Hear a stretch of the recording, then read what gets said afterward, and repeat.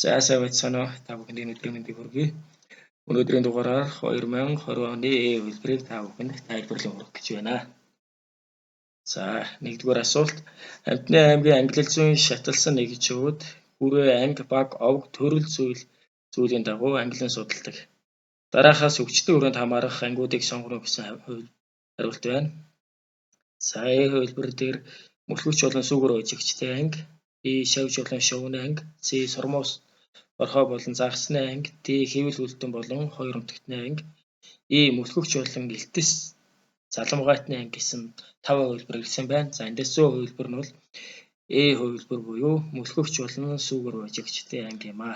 За шавж өвд үлдний хүрээнд хамаардаг учраас өвчтөнд хамаарахгүй. За сормоос орхоо мөн орхооны ангид хамаарч байгаа учраас өвчтөнд хамаарахгүй, хэвэл үлдэнд хамаарахгүй.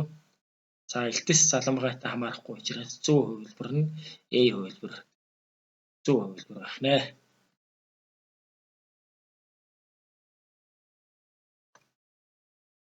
За 2-дугаар асуулт. За дээд ургамлын хүрээнүүдийн харилцан хамаарлыг үзүүлсэн бүлэгч зургаас 1-3 дугаартад тойрогдсон шинжийг агуулсан ургамлуудыг зөв тодорхойлно гэсэн. За сүүлийн үеийн ээжт бол одоо иймэрхүү Venn диаграмын хэлбэрүүд бол их орж ирж байгаа. За нэгээд дээр бол одоо үндэсгүй спороор үрждэг ургамал хамаарна. Хоёр дээр навчтай спороор үрждэг дамжуулах багцтай. 3-ын тоон дээр навчтай дамжуулах багцтай жимс үсгдэг хамаарх нь. Тэгэхээр 1-ийн тоон дээр бол үндэсгүй гэхээр одоо хөвд хэлбэртэн. За 2-ын тоон дээр навчтай спор дамжуулах багцтай гэхээр ойм хэлбэртэн. 3-ын тоон дээр навчтай дамжуулах багцтай жимстэй гэхээр цэцэгт ургамал хамаарна. Тэгэхээр 100 хувилбар маань B байна.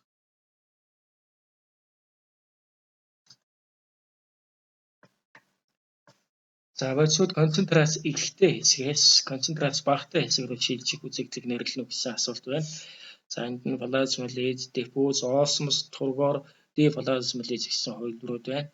За 100 хувилбарыг эндээс авч үзэх юм бол диффуз гэсэн хувилбар маань бол 100 хувилбар байх нь. За диффуз маань концентрац ихтэй хэсгээс концентрац багатай хэсэг рүү айж нэвчих үйл явцыг бол үзүүлдэг байгаа. Ингээд 100 хувилбар маань болонгууд B хувилбар байх нь. За осмос хагас нэвтрүүлэгч мембранаар бол нэвчин. За плазмолиз бол эс усаа алдах үзэгдлийг хэлнэ. За деплазмолиз гэхээр эс усаа эргэн авч хэвэн байдалд орох үзэгдэл. За тургор гэх юм бол эсийн хаанандаа даралт үзүүлж байгаа энэ хэлбэрийг өөрөөр гипотоник буюу тургорын даралт гэж бол нэрлэдэг байгаа. За асуулт 4. Эсийн эрхтэнцрүүдийн үүргийг зөв тодорхойлсон мөрийг сонгороо гэсэн асуулт бол орж ирсэн байна. За эсийн эрхтэнцрүүдийн үүргээс нь зөв тодорхойлсон мөрийг авч үзэх юм бол C хувилбар маань бол зөв тодорхойлогдсон байгаа тань. За энд бол митохондри болон холоро пласт бол ДНХ бол агуулгаддаг байгаа. Бөөмөс гадна бол митохондри холоро пласт агуулгаддаг. За митохондри ДНХ-гээр бас удамшиж байгаа удамшлыг цитоплазмын удамшил гэж бол нэрлэдэг байгаа. За B хувилбар дээр эндоплазмын тор орж ирсэн давхар мембран эрхтэнцэл биш учраас буруу. За уурга нийлэг хичүүлэх дээр эндоплазмын тор зөв боловч митохондри буруу байна. За энерги ядгаруулах дээр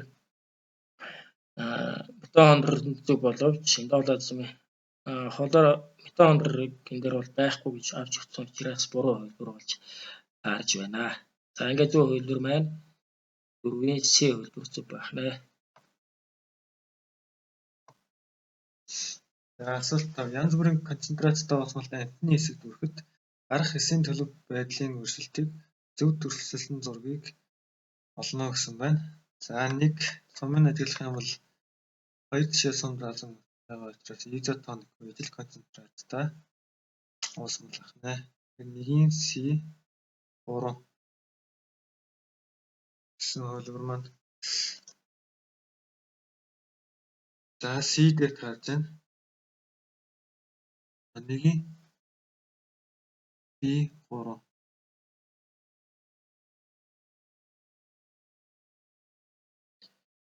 За энэ дээрээс зурган дээрээс тайлбар хийж тайлбарлах юм бол за эхний зураг болонгууд изотоног, за дараагийн зураг усаа алдаж байгаа учраас энд бол гипертоникийн үйл явц явагдана. За 3 дугаар зурган дээр болонгууд ус авч байгаа, гаднаас усыг авч байгаа учраас бол 3 дугаар зураг маань гипотоник болж болох үйл явц бол ажиглагдах нэ. Ингээд За тэгэхээр зөв хэлбэртэй нь харгалзуулаа үү. За 1-ийн B3 гэсэн холбоотой хэлбэр үлдээж таарах нь. Тэгэхээр CD2L. За 2-ийн гипертоник шинж хүснээс концентрац дуусан гэхэд 2-ийн A 2. За тэгэхээр зөв хэлбэр маань D байна.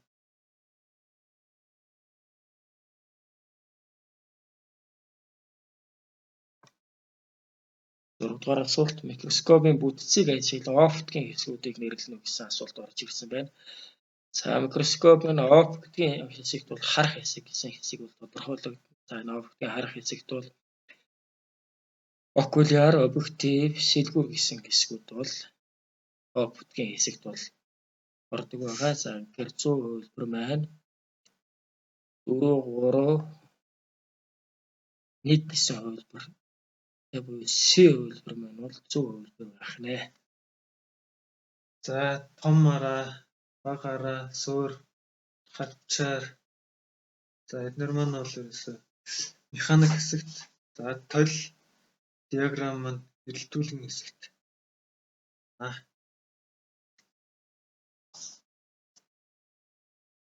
За асуулт 7. Хоёр глюкозын молекул конденсацийн урвалаар нэгдэн ди сахар үүсгэдэг. Үүсэн ди сахарын молекулын хүчилтөрөгчийн атомын тоог Y дээр олно гэсэн байна. За хоёр глюкоз конденсацийн урвалаар үүсгэхээр C12, H22, за O11 үүснэ. За 12 үүсэх боловч одоо нэг хүчилтөрөгч нь ус үүсгэхэд оролцож байгаа учраас 11 болж байна. За 7-гийн 100 хувилбар маань E хувилбар маань. Хувилбар байх нь. За 8 дугаар асуулт шин бодисууд нь бага молекулт нэгдэл мономероос бүтэх ба тэдгээр нь хоорондоо нэгдэж макромолекул буюу полимерыг үүсгэдэг. Дараах химийн холбооны 2 дугаарт харгалзах хариуг олоорой гэсэн асуулт байна. За энд бол хоёр амин хүчил хоорондоо холбогдсон. Нэг амин хүчлийн амин бүлэг, нөгөө амин хүчлийн карбоксил бүлэгтэй болохоор пептид холбоогоор холбогддог байгаа. За энд бол дипептид холбоо үүссэн байна. За глюкозидын холбоо бол нүүрс усны хооронд, өвтөрөгчийн холбоо маань уургийн 2 дахь бүтэц мөн хатаатлаг суурьуудын хооронд үүсдэг. Ковалент холбоо нь уургийн 3 дахь бүтэц, фосфодипер холбоо нь ДНХ-гийн 1 гинжний хооронд үүсдэг байна. За асуулт 9. Зурагт өгөгдсөн pH утгыг үндэслэн тухайн хоол уусруулах замын энзимүүдийг X, Y, Z графиктай зөв тохируулна уу гэсэн асуулт бол орж ирсэн байна. За график дээрээс харах юм бол X графикт маань болонгууд pH маань утга бага байгаа учраас энэ бол хүчирлэг орчинтой пепсин энзим байна. За Y дээр бол амилаза энзим, за Z нь бол трипсин энзим гэсэн хувилбар бол дараалж явна. За ингээд бол зөв хувилбар маань C хувилбар пепсин, амилаза энзим, амилаза трипсин гэсэн хувилбартай C хувилбар бол зөв хувилбар болох нэ.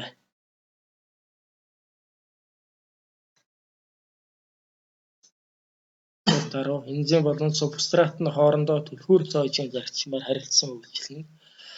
Дараах урвалын субстрат болон энзимийг зөв нэрлсэн мөрийг сонгоно гэсэн асуулт бол орж ирсэн байна.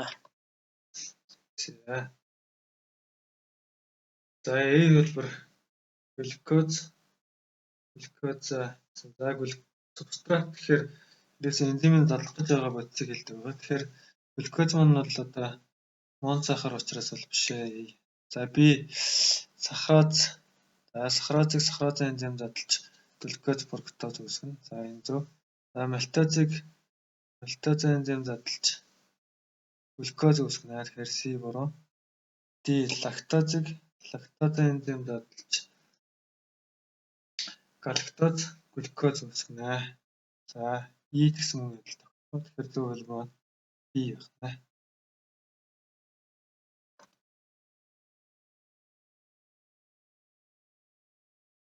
За асуулт 11. Хүн амьсгал авах үед ийгт хүл явцдаг сонгороо гэсэн байна. За энэ 10 дугаар анги, 8 дугаар анги дээр үздэг агуулга. За амьсгал авахд бол хүн гүнзгий амьсгаа аваад өөрсдөө туршилтыг үзээр ингээд бол одоо хавирга дэш үргэлжлэн уушгины багт амсны үрс агшин догшилдог байна. 1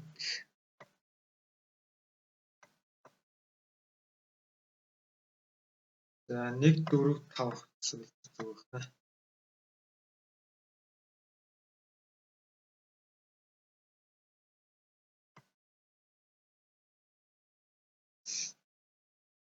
За асуулт 12. Эсэд явагдах үйл явцыг үгэн бичтгэлээр өгсөн байна. Дараахаас аль нь булчингийн эсэд явагдах анаэроб амьсгалыг илэрхийлсэн байна гэсэн байна. За анаэроб амьсгалаар глюкоз шууд хүчил төрөгчийн оролцоог задраад хүн дээр бол одоо булчингийн сүүний хүчил үүсдэг байгаа. За бусад төлбөр нь бол биш байна. Глюкоз одоо хүчил төрөгчийн оролцоотой задраад нүүрс хүчлийн хий бус үүсдэг. С бол одоо аэроб амьсгал. За ЕД нь хил эксперт үүсэх бол нүүрс хүчлийн үүсэхгүй ажиллана. За асуулт 13. Цусны эргэлтийн тогтолцоогоор амьсгалын хим молекулууд зөөвөрлөгдөх хэлбэрүүдийг хүчил төрөгч зөөвөрлөгдөх хэлбэрийг сонгоно гэсэн асуулт бол орж ирсэн байна. За карбогемоглобин, карбоксигемоглобин, оксигемоглобин, ус төрөгчийн ион, гидрокарбонатын ион гэсэн хувилбарууд бол өгсөн байна. За цусны улаан аль минь бол хүчил төрөгчийг зөөвөрлөдөг байгаа. За ингэхдээ бол гемоглобин эмх төмөр агуулс уурган тусламжтайгаар зөөвөрлөнө. За хүчил төрөгчтэй нэгдсэн улаан алсыг бол нэгдүүлсэн гемоглобиныг оксигемоглобин гэж нэрлэнэ. За нүүрс хүчлээ нэгдүүлсэн гемоглобиныг карбоксигемоглобин гэж нэрлэдэг байгаа. Ингээд зөв хувилбар маань бол С хувилбар байх нэ. За үлдсэн хувилбарууд бол энэ хариултад бол тохирохгүй байна. За 14. Хүний амьсгалын эрхтэн тогтолцооны бүтцийг зурагт харуулжээ. Өгөгдсөн 1 3 5 дугаар тохирох эрхтний үүргийг зөв тохируулсан мөрийг сонгох гэсэн байна. За 1 дугаар бол дууны төнгөх. За 3 дугаар бол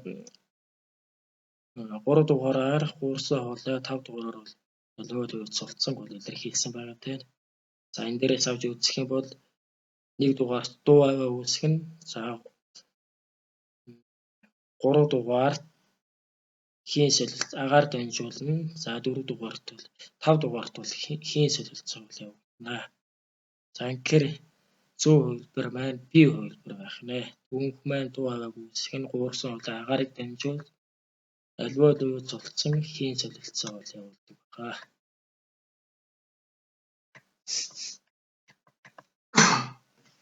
Асуулт 15. Сэр уруутай амьтдын амьсгалын эрхтний бүтцийн ялгааг зургаар харуулав.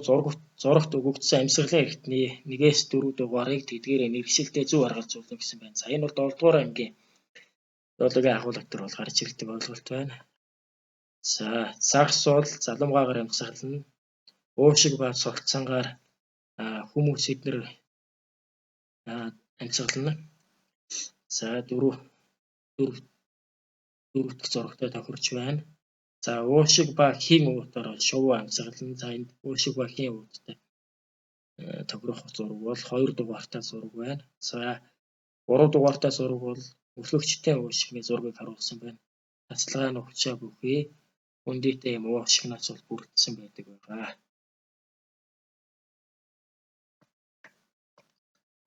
За асуулт 16. Ургамалд шин бодис нийлгэж үйл явц навчинд явагдана. Навчны дараах хэсгүүдийн алинд нь фотосинтез явагдахгүй вэ гэсэн байна. За энд бол дээд ба доод эпидермис флоропластик учраас явагдахгүй. Мөн дамжуулах багцанд гай 1 5 A2. За багны эд хөвсгөр эд бол амсрын эсүүд бол холороо балаацтуудыг агуулдаг учраас фотосинтезийг бол зүгээр явуулна. За энэ дээр бол багны эд дээр бол хамгийн их хэмжээгээр бол ноо явагддаг байгаа. За асуулт 17. За хүнсний бүтээгдэхүүн дэх уураг илрүүлэх бюротийн туршилтын үйл явцыг өгсөн байна. Уран хуруушил тус бүрт хүнсний бүтээгдэхүүний дээд 20 грамыг хийж дараах туршилтуудыг явуулсан байна. За үүн дээр бол одоо өндөгний цагаан сүв, нимбэгний шүүс гэсэн 3 хүнсний бүтээгдэхүүн өгсөн байна. За алинд нь уураг их байдгүй гэдгийг бол одоо танд хэлж байгаа. Уураг бай. Мэдээж өндөгний цагаан сүв хоёрт бол одоо уураг байгаа. Нимбэгэнд бол уураг байхгүй. Тэгэхээр бюротийн урвалын үр дүнд бол одоо уураг байгаа тохиолдолд хөх ягаан уураг байхгүй байгаа учраас шаргал өнгөрсөн. Тэгвэл 1, 2 буюу сүв өндөгний цагаанд бол хөх ягаан 3 дээр нимбэний хүчтэй шаргал өнгөрсөн. Тэгэхээр D хөлбөр байна.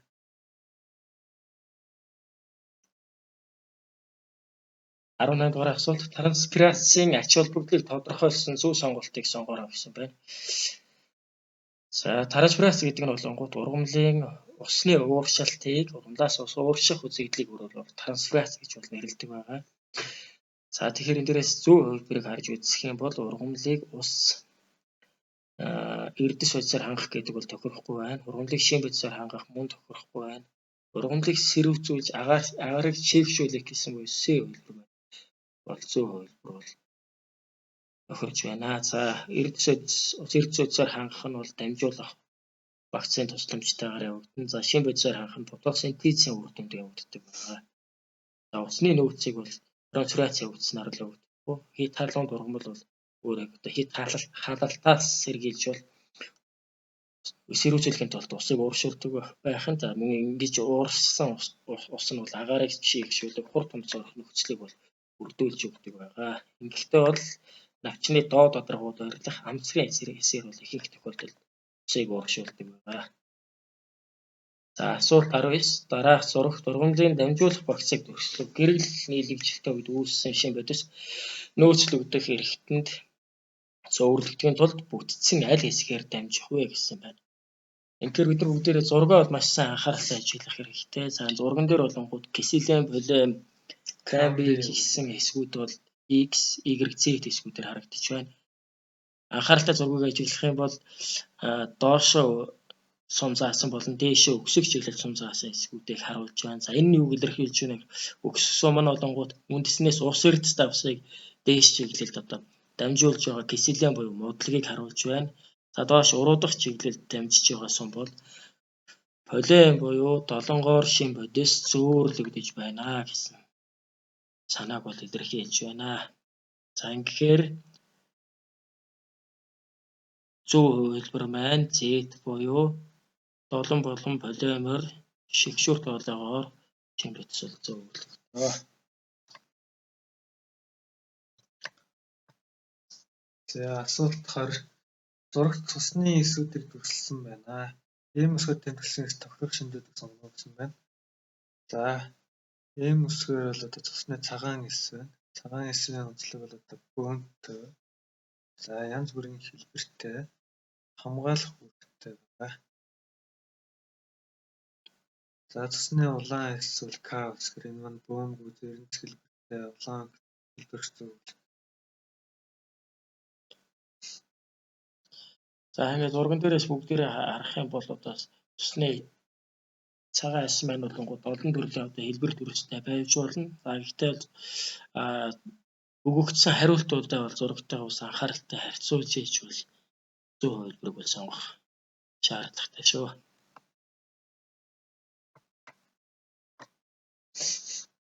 За 5 сурагчийн зүрхний цохилтын тоог ижил зайд гүйхээс өмнө болон дараа нь хэмжсэн байна. Аль сурагчийн зүрхний цохилтын тоо хамгийн их өөрчлөгдсөн гэсэн байна. За энэ бол одоо 8 дугаар ангийн агуулга.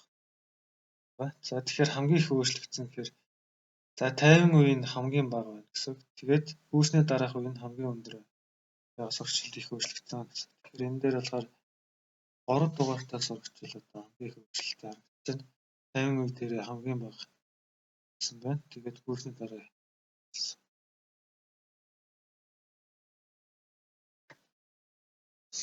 За асуулт хараар лабораторийн шинжилгээний хэвийн үзүүлэлтэнд үндэслэн дараах хариунаас өөрчлөлтөө хүний үзүүлэлтийг сонгоорой гэсэн байна. За энэний яг үндсэн шээсээр ялгарх бүтгэгчний хэмжээ нь 10 дугаар ангийн номон дээр байдаг. За үүнээс бол хүн шээсээр бол ерөөсөө уург одоо шин бодисуудыг алдаж болохгүй. Тэгээ цусны эсүүдийг алдаж болохгүй. За тэгэхээр үүнээс харах юм бол одоо уург, глюкоз, лейкозыг бид нар алдаж болохгүй гэсэн. За тэгэх юм бол уургийг 2 дахь шинжилгээнд дээр алдсан байна. Глюкозыг 5 дээр алдсан байна. За тэгэхээр 2, 5 гэсэн хариулт бол одоо эмгэгтэй хүний шээсний шинжилгээ байна.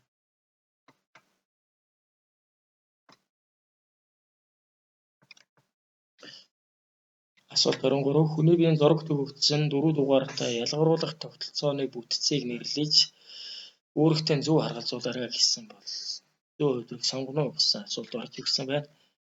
За ялгаруулах хэрэгтэн тогтолцооны зураг бол өгсөн байна. 4 дугаараар давсагны зураг бол орж ирсэн байна.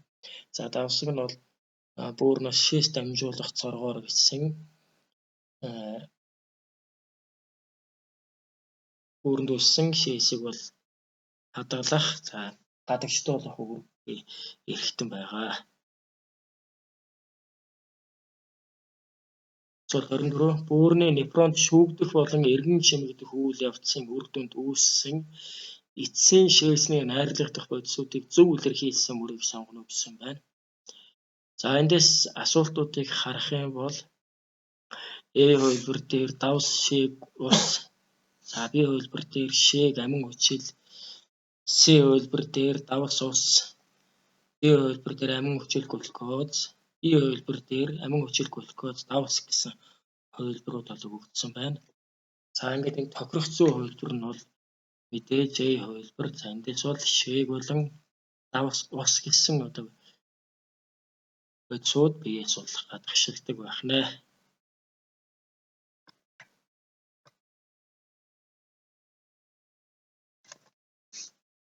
За асуулт 25. Хүний биеийн дотоод шүүлийн булчирхай нь бие махбодын дотоод орчинд тэнцвэрийг зохицуулж байдаг. Өгөгдсөн бүлэгчид тохирох булчирхай нэр ба үүргийг зөвлөнө гэсэн байна. За үндсэн тархинаас соматотропин гэж даавар ялгарсан байна. За нөгөө X дээр бас нэг даавар ялгарсан. Үүний үүрэг нь болохоор бэлгийн эсийн боловсролтыг хянах байдаг. За тэгэхээр X дээр гонадотропин гэсэн даавар одоо энэ маань болохоор үндсэн тархины ялгарч нэр баян бэлгийн эсийн боловсролтыг хянах байдаг. За соматотропины үүрэг нь болохоор ясны өсөлтийг зохицуулах үүрэгтэй. За бусад хувилбар дээр андрогин эв бэлгийн эсийн боловсролтыг хянана. Эстрогин нь болохоор эм бэлгийн эсийн боловсрол. Эсвэл нь цусан дахь глюкозын зохицуулгыг. Тэгэхээр зөв хувилбар маань E хувилбар байна.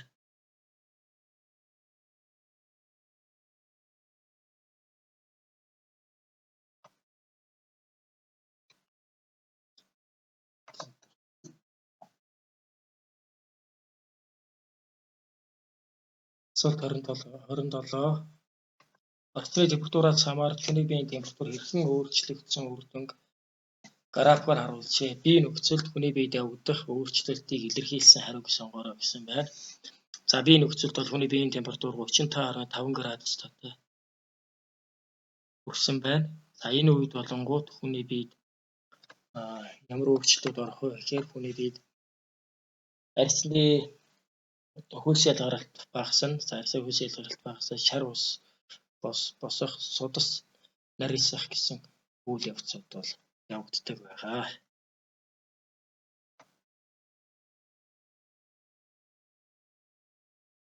За асуулт 28. Гадны цочролд хариу үйлдвэрлэх үйл явцыг харуулсан байна.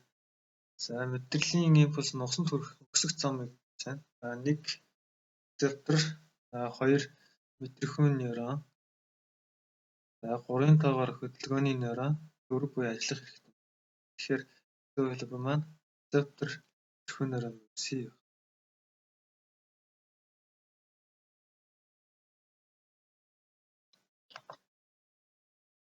Дараах өвчтнүүдийн алинд нь антибиотик эмчилгээ тохирохгүй гэсэн асуулт байна. За уруух тахалд улаан бархан, сүргээ, уушиг наатга, тэмбүү гэсэн өчнүүд байна. За эдгээрээс улаан бархан нь вирусээр үүсгэгддэг учраас антибиотик эмчилгээ тохирохгүй, сүргээ, тэмбүү, уушиг наатга, уруух тахал зэргийг бол антибиотик эмчилгээгээр бол эмчлэх боломжтой байдаг байгаа. Зөв хувилбар маань бий байна.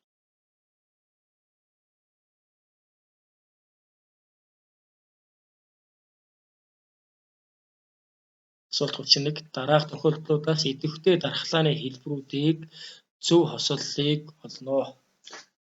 За чөмөг шижүүлэн суулгах, алдарт өвчин тусаад эдгэрэх.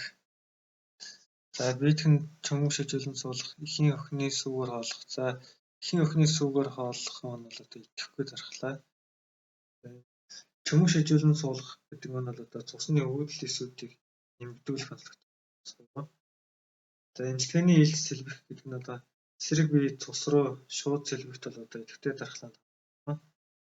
За тэгэхээр зөв хэлбэр нь одоо халдварын эсрэг вакцин тариулах, алдарт өвчин тусаад эдгэрэх нь идэвхтэй дархлаа. Асуулт 32. Дархлааны эсүүдийн төрөл болох лимфоцит эсийн онцлогийг нэрлэнэ. За энэ эсрэг төрөгчийг өргөмцөөр танина. Өргөмц дархлааны хариу урвал үзүүлдэг. Тэрс 2 4 гэсэн үг байна.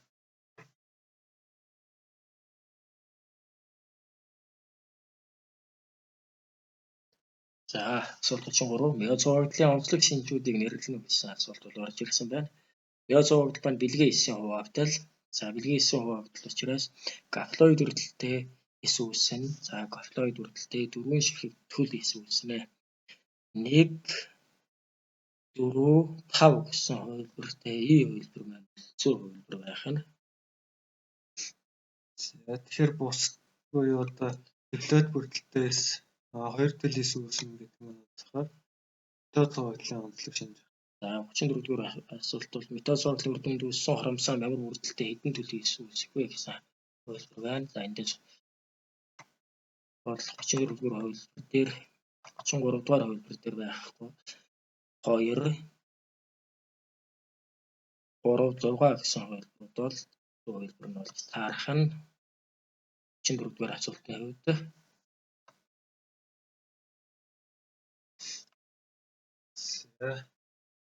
асуулт 35 эцэд уурга нийлэгдэх үйл явцыг загварчлан үзүүлв. Өдөвчийн A, B хэсэгт тохирох хариултыг зөв тодорхойлсон мөрийг сонгоно гэсэн бол орж ирсэн байна. За энэ дээрээс харж үзэх юм бол за A хувилбар дээр болонгууд транскрипт буюу ДНХ гэж мэдээлэл хуулбарлаж авах үйл явц явагдаж байна.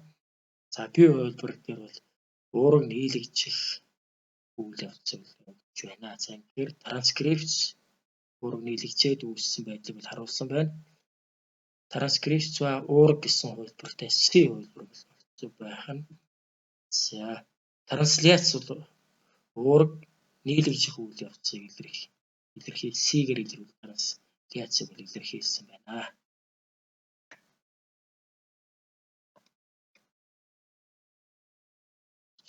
ДНХ-гийн молекулд адены 20% эзлэх болох хойнон хэдэн хувь эзлэх вэ гэсэн асуулт орж ирсэн байна. Аденингийн эсрэг суурь тэмийн учраас тэмийн аден 20%-тай 40% эзэлнэ. За гойнон цитозонтой хамжаа суурийг эзэлдэг учраас үлдсэн 60%-ийг 50-50-аар хувааж авна. Тэгэхээр 30% болно гэсэн үг. Гойногийн эзлэх хэмжээ 30% буюу A хувилбар зөв байна. Асуулт 37. Зүйл бүхэн бөөмийн хоромсоон бүрдэл буюу кариотиптэй. Эрүүл эрэгтэй хүний кариотип гэсэн байна. За кариотип гэхээр 46 хоромсоон буюу бүх бүрдлийг хэлж байгаа. За тэгэхээр эрүүл эрэгтэй хүний гэсэн учраас аутосом нь 44 байна.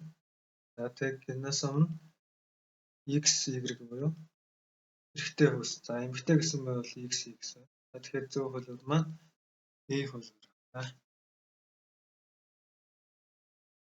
За асуулт 38. Уурга нийлэгчлийн трансляцийн үйл явцыг төсөлвэ. Мэдээлэл ирэнийхэн дагуу нийлэгдсэн уургийн амин хүчлийн дарааллыг тодорхойлно гэсэн байна.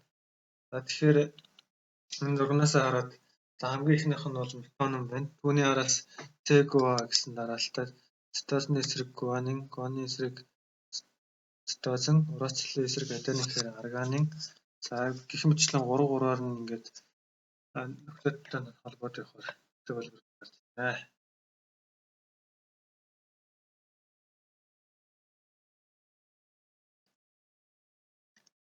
Асуулт 30-оос зориудын шалгарлын онцлог тохирох хариулт сонгороо гэсэн байна. За зориудын шалгарлыг бол хүний оролцоотой явагдана. За ямар зорилгоор явах вэ гэхээр хүн өөрийнхөө ашиг сонирхолд нийцсэн зүйлийг бол гаргаж авна. За энд бол ургамал амтны үйлдвэр ургамлын сорт үүснэ. Тэгэхээр зөв хэлбэр маань D байна. За асуулт 40. Эхээс төрөөд 7 хонсон Монгол хонины 25 хурганы амтны жинг судалсан байна.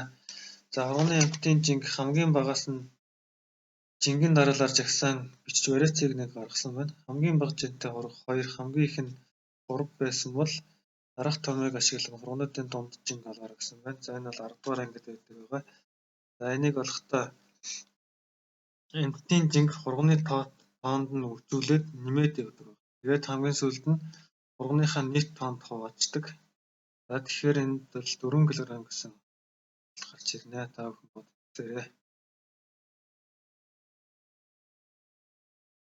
За асуулт 41. Улаан цэцэгтэй сарнай цагаан цэцэгтэй сарнайтай эрлийж зүйлжээ. 1-3 дугаар таргалзах сарнай цэцгийн генотипийг зөв тодорхойлсон мөрийг сонгоорой гэсэн асуулт бол орж ирсэн байна. За ингээр бүгдээр бол бодлогыг бол маш анхааралтай зургийг бол ажиглах хэрэгтэй. За эхний хувилбар бол доминант шинж буюу давмгай биеийг илэрхийлж, за 2 дугаараар бол нуугдмал үрцээ биеийг бол тодорхойлсон байна. За ингээд зураг дээрээс харах юм бол 50-50%-тай генотип бол илэрсэн байна. Улаан цэцэгтэй сарнай бол 50%, цагаан цэцэгтэй сарнай 50% илэрсэн байна. Бодлогын өгөгдлийг харахад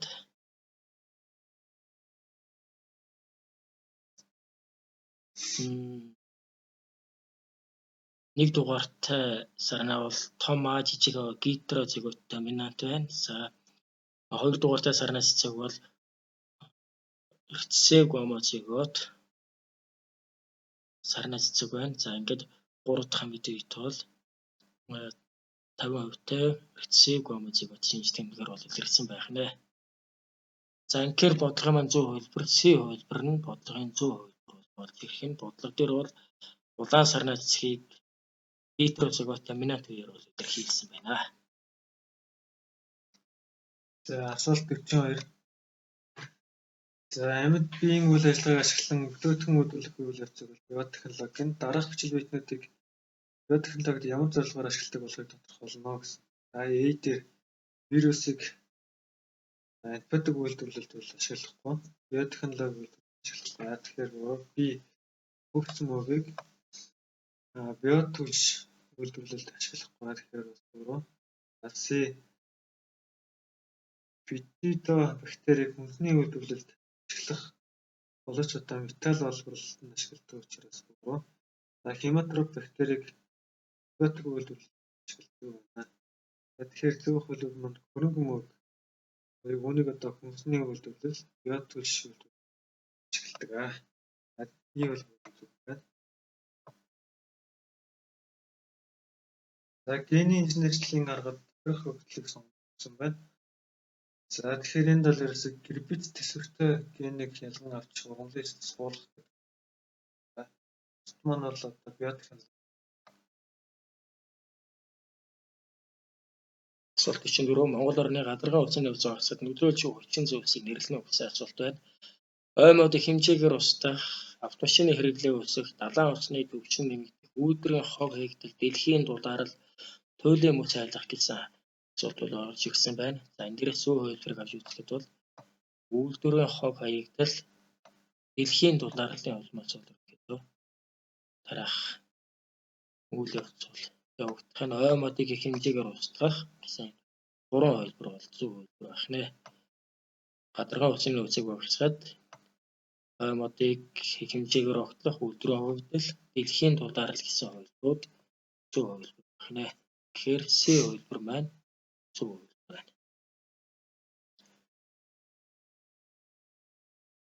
Асуулт 45 байгалийн нөөц соёлгоос шавхагддаг баялагийг сонгоорой гэсэн байна. За цагаан зэр бол шавхагдана, хар мод маань шавхагдана, чулуун нөөц маань бол шавхагдана. 1, 2, 4 гэсэн дугаартай баялагууд бол шавхагдана. За нарны гэрлийн цацраг салхины эрчим хүч сансрын нөөцийг бол шавхагдахгүй гэж бол үздэг байна. За асуулт 46.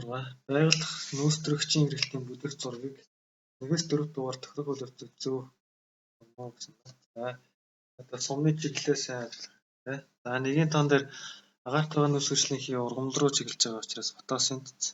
За 2 амтнаас агаарлуу нөөцлөгчлийн ялгарч байгаа учраас амьсгал. За 3 задрал. За 4-ийн тоогоор чулуун нөөц агаарлуу шатаж ялгарч байна. За тэгэхээр зөв хөлбөр маань фотосинтез амьсгал задрал шаталт буй бие хөлбөр байна.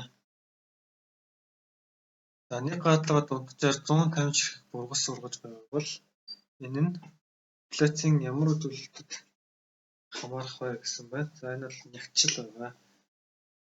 За генетикийн хувьд үр тогтох үед одоо бэлгийн оромсон залбирлаар хүйс тодорхойлогддог учраас бол B нэг ч хугацаанд тухайн популяц шинээр төрж буй үр хөлийн тоог популяцийн үүдэлэх чанарыг. За насны бүтэц популяц бодволд насны бүтээр ялгаатай. Асуулт 48. Говийн багуу бол мазалын тоотлогоо өөрчлөлтийг графикт харуулсан байна. За эндээс харах 2008 онд мазалын тоо толгойд бол гарсан өөрчлөлт нөлөөлсөн хүчин зүйлийг сонгоно гэсэн асуулт бол орж ирсэн байна. За 2002-оос 2008 хүртэл 2006 хүртэл өсчээд 2008 онд багасаад эргээд бол тодорхой хэмжээгээр бол өссөн үзүүлэлттэй график харагдаж байна. За хариулт хувилбаруудыг харахад үхэл хорогдол багассан. За энэ бол буруу. Өрсөлд хүчит амьтдын тоо цөөрсөн. Энэ бол таарахгүй байна. Эзэмшил нутаг тэлсэн мөн таарахгүй байна. Шимэгч амьтдын тоо багассан таарахгүй байна. Эдэс тэжээлийн хүрэлцээ буурсан. За энэ хувилбар бол зөв хувилбар байх нь гэрээ хувилбар байна. Зөв хувилбар байх нэ.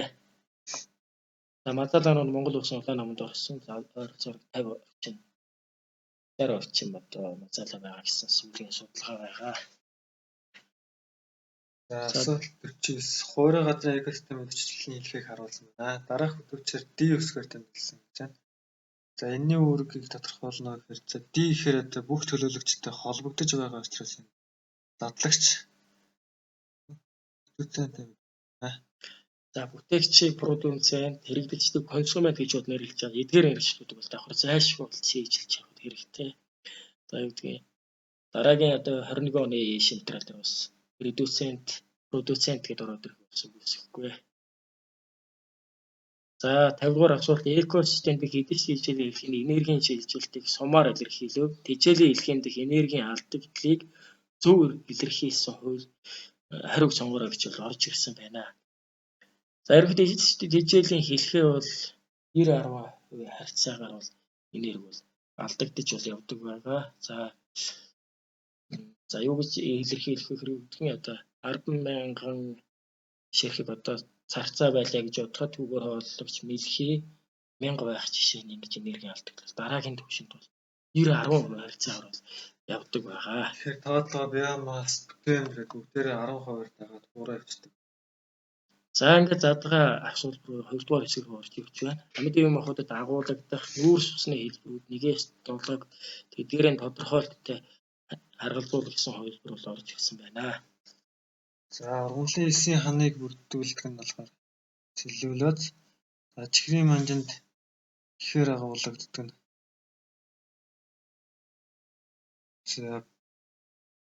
сахароз.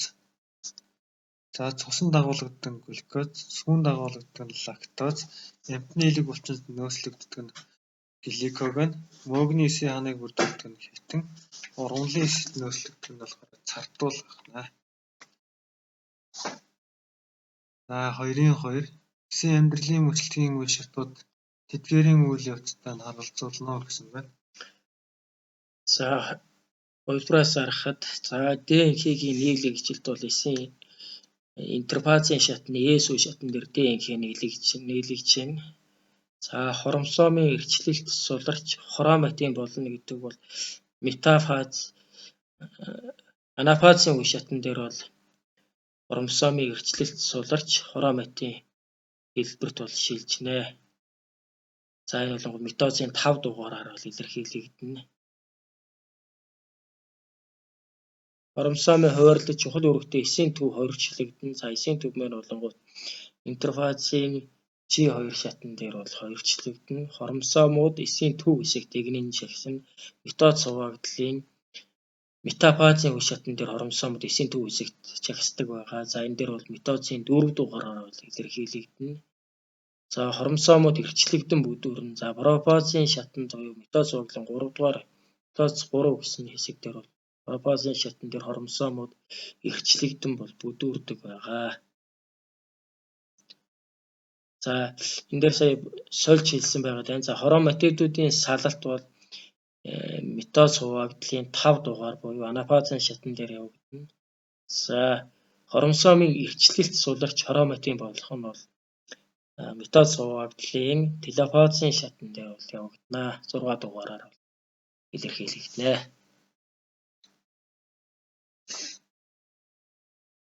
За 2-3 зурагт үзүүлсэн эсийн амьсгалын үе шатууд үүсэх бүтээгдэхүүнийг 1-6-гийн бүтээгдэхүүнд тайлбар хийж зөв харгалзуулна гэсэн байна. За A. За 1-ийн тооноос эхлэе. За 1 бол эсийн гадна талд байгаа одоо митохондрийн гадна талд байгаа глюкоз буюу өндөр молекултай учраас үүнийг задалж бага молекулд болох буюу глюколизын урвал байна. За 2-ын тоогоор усан үзэн хүчил болж одоо митохондри руу буюу 3 дээр ашиглагдах байгаа. За энэ 3-ын маань ацетил коэнзим үүснэ. За дараа нь Кребсийн цикл буюу 4. За 6-гийн тоогоор митохондри. За энэ глюколизын урвал дээр болохоор 2 молекул ГПА үүсдэг байгаа. 5-ын тоогоор гэсэн байна. За 24 өндөр үлгэн нэгэнгээр үеийн ээж нь 2 дугаар үлгийн цустай, аав нь 4 дугаар үлгийн цустай. Тэдний хүүхдүүдийг шинжилж үзэхэд 2, 3, 4 дугаар үлгийн цус илэрсэн байна. Цусны бүлэг кодоминант хэлбэрээр удамшина. Цусны бүлгийн генотип хөвлүүдийг доорх хүснэгтэнд өгөгдсөн байна. Ээжийн генотипийг тодорхойлж хүснэгтийн харгалзах тоон дугаарыг Ээг хариултын хуудсанд тэмдэглэнэ гэсэн байна. За ээж нь болонгууд 2 дугаар үлгийн цустай 2, 3, 4 дугаар цус илэрж байгаа учраас ээж нь бол гетерозигот 2 дугаар үлгийн цус буюу A0 гэсэн үлгийн цустай байна.